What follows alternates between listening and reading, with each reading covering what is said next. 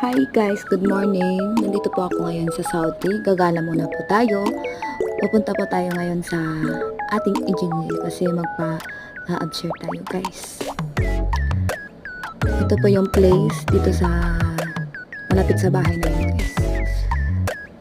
Alam nyo, maswerte yung iba talaga no. Maswerte talaga tayo pag may amo tayong mga babait. Yung hindi ka sinasaktan, yung pinapakain ka sa isang araw ng tatlong kainan.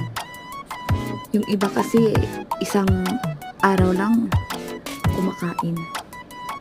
Tapos guys, kahit mabunganga yung amo namin, okay lang yun, basta hindi ka lang kami sasaktan. Yun lang po.